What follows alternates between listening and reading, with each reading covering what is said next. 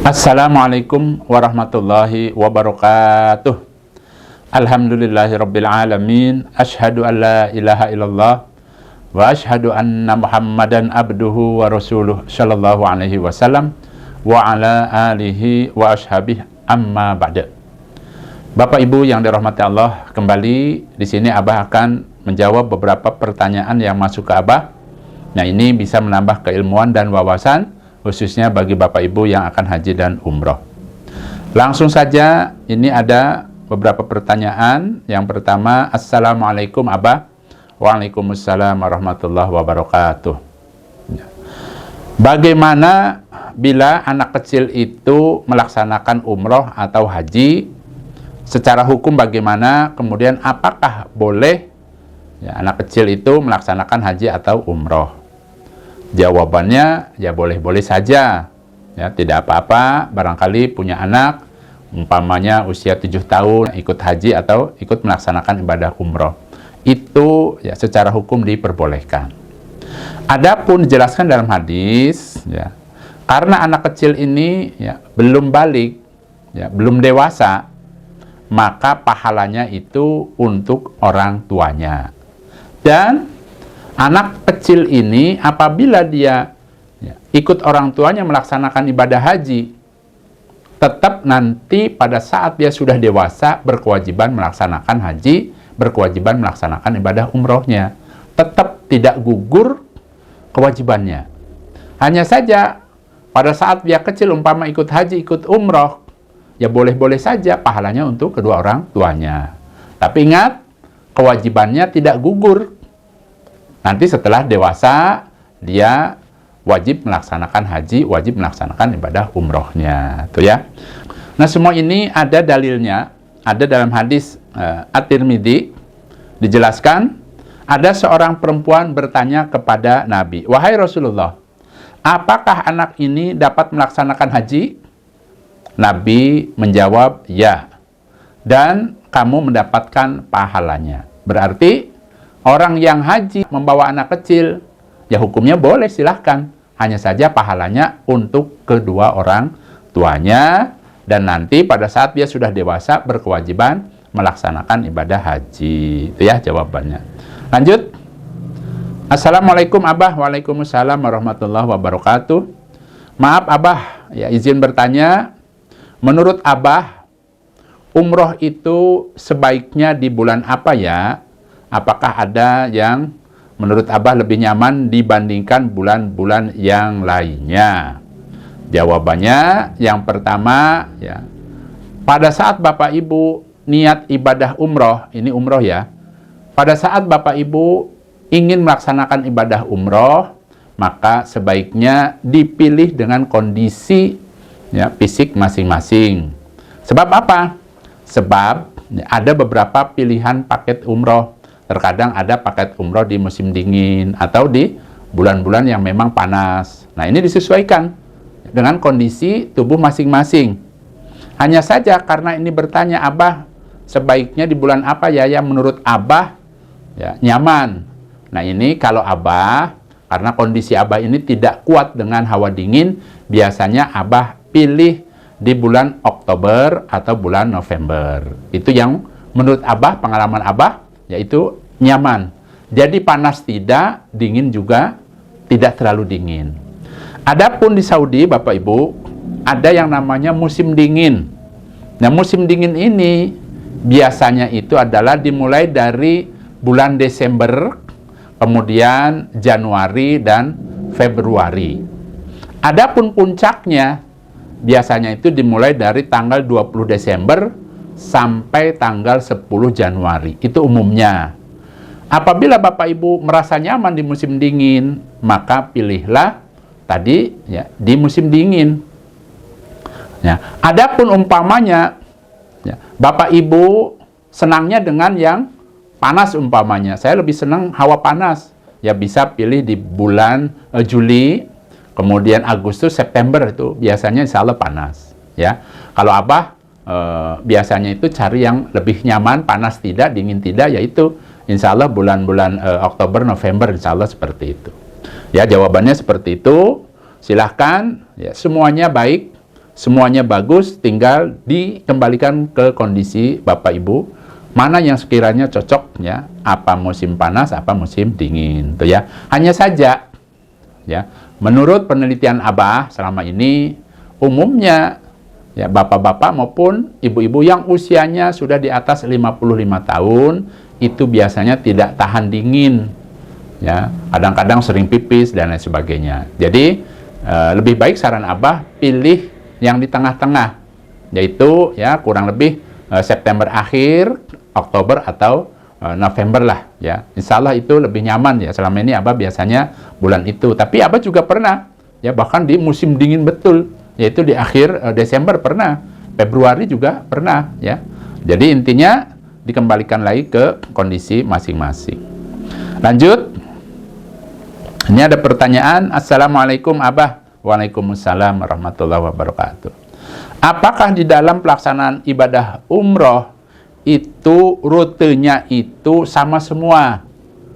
Ya, jawabannya ya berbeda. Ya, di sini Abah akan jelaskan ya perbedaannya. Jadi ada yang namanya paket umroh itu, yang ibadah umrohnya itu langsung, maksudnya langsung ke Mekah. Nah, jadi perjalanan ibadah umrohnya itu tidak mampir-mampir.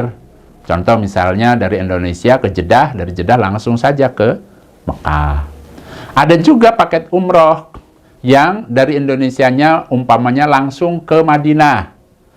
Ya, bisa pesawatnya dari Indonesia ke Jeddah, kemudian naik bis atau kereta ke Madinah. Bisa juga pesawatnya itu dari Indonesia menuju langsung ke Madinah. Nah, berarti umrohnya ya, berarti mengikuti rute Nabi itu. Karena Nabi kan dari Madinah. Nanti mikotnya itu ada di Masjid Bir Ali, daerah Dzul Hulaifah. Adapun yang langsung ke Mekah, umpamanya dari Indonesia ke Jeddah langsung ke Mekah. Tuh, mikotnya di mana Abah? Mikotnya itu adalah di pesawat pada saat pesawatnya itu berada ya, di atas daerah Yalamlam. Nah, kemudian mengenai perjalanan ibadah umroh ini ada beberapa pilihan. Ada yang pesawatnya itu langsung, ada juga yang mampir-mampir dulu, ya transit dulu. Nah, kalau saran Abah, kalau ingin lebih ya nyaman, maksudnya tidak menguras tenaga, waktunya cepat, ya langsung, ya yang langsung. Contoh misalnya dari sini langsung ke Madinah atau dari sini langsung ke Jeddah. Adapun yang mampir-mampir dulu itu bagaimana Abah? Ya ada, umpamanya dari sini menggunakan maskapai umpama Qatar, ya mampir dulu kemana, dari situ nanti kita nunggu berapa lama, sejam, 2 jam, barulah nanti umpamanya ke Jeddah, itu ya. Nah itu, dan biasanya kalau yang transit, yang mampir-mampir itu, harga pesawatnya, maksudnya tiket pesawatnya itu lebih murah, sehingga paket umrohnya biasanya itu lebih murah. Tapi kalau yang langsung, ya biasanya paket umrohnya itu lebih mahal, itu ya. Itu jawabannya, mudah-mudahan Allah paling barokah. Lanjut. Nah ini. Assalamualaikum warahmatullahi wabarakatuh Abah. Waalaikumsalam warahmatullahi wabarakatuh. Izin Abah, saya mau tanya. Memangnya kalau kita umroh itu bisa milih-milih kamar? Ya, misalnya saya pengennya sama siapa gitu. Baik, jawabannya bisa. Pada saat Bapak Ibu menentukan ingin mendaftar ke suatu biro travel, umpama Bapak Ibu berangkatnya berdua, ya, suami istri, bisa menanyakan ke tempat pendaftarannya, Pak, Bu, saya akan berangkat dengan istri, saya memilih sekamar berdua. Itu seperti itu. Itu bisa. Bahkan Abah menyarankan kalau umrohnya itu suami istri, pilihlah kamar yang berdua. Ya, jangan malah berpisah. Diusahakan yang berdua. Hanya saja, ya, umumnya yang sekamar berdua itu lebih mahal dibanding yang sekamar bertiga atau berempat. Dan umumnya biro travel itu menyiapkan kamar-kamar yang ada di Hotel Madinah maupun Mekah itu, ya kan isinya sekamar itu berempat. Hanya saja boleh milih saya maunya berdua, bertiga, atau berempat. Nah, harganya beda-beda. Ya, yang paling mahal itu adalah sekamar berdua. Kemudian di bawahnya lagi sekamar bertiga, dan yang terakhir yaitu sekamar berempat. Silahkan dipilih. Ingat ya, saran Abah, yang suami istri Abah sarankan ya, mahal sedikit tetapi lebih puas ibadahnya, segala sesuatunya, itu silahkan berdua. Pilih yang berdua, sekamar berdua. Kalau bawa orang tua bagaimana Abah? Ya, bawa orang tua juga sama, pilih. Contoh misalnya, ya, orang tua itu bawa anaknya 2 umpamanya. Ya, jangan dicampur dengan orang lain. Abah sarankan, kalau umpamanya sekeluarga bertiga, ya pilih sekamar bertiga. Ya, itu lebih nyaman dibandingkan kita berjauhan. Ya, istrinya di mana, umpama di lantai bawah, suaminya di lantai atas, umpamanya. Ya, jadi lebih nyaman bareng. Itu saran Abah ya. Abah, izin bertanya Abah, apa hukumnya harta warisan yang dipakai untuk ibadah umroh? Ya, hukumnya boleh. Ya, jawabannya boleh. Nah, di sini Abah akan menjelaskan. Sebagai anak yang soleh dan solehah, yaitu anak yang selalu ingat, walaupun kedua orang tuanya sudah meninggal, ingat kepada mereka, kemudian berusaha selalu mendoakan mereka, dan berusaha bagaimana caranya dia akan selalu mengirim pahala untuk kedua orang tuanya. Ya, di antaranya dengan cara melaksanakan ibadah umroh. Dengan umroh itu, ya, dia bisa membadalkan kedua orang tuanya, badal umroh maksudnya. Nah, berarti kan orang tuanya akan mendapatkan aliran pahala, yaitu pahala jariah. Adapun mengenai harta warisan yang digunakan untuk ibadah umroh itu boleh, silahkan. Hanya saja sebagai masukan dari Abah, kalau umpama di dalam pembagian waris, contoh misalnya keduanya sudah meninggal, kemudian warisannya dibagi. Nah, cara membaginya itu adalah kalau orang tuanya belum melaksanakan ibadah haji nih, ya, maka hartanya itu sebelum dibagi disisihkan dulu untuk biaya haji atau biaya badal haji atau biaya badal umroh. Barulah selebihnya dibagi untuk anak-anaknya. Itu ya. Jadi disisihkan dulu. Ya. Kenapa? Karena pada saat dia hidup, dia belum melaksanakan kewajibannya, yaitu melaksanakan ibadah haji atau ibadah umroh. Ya. Yang baik itu adalah dipisahkan dulu. Nah, ini untuk membadalkan orang tua saya yang sudah meninggal. Jadi, harta yang ditinggalkannya itu bermanfaat buat mereka. Pahalanya tetap mengalir. Jadi anak-anaknya itu selalu ingat kepada kedua orang tuanya, ya, dengan cara umpama dibadal umrohkan. Ya, syukur-syukur yang membadal umrohkannya itu anak-anaknya. Itu lebih afdol lagi, lebih mantap lagi.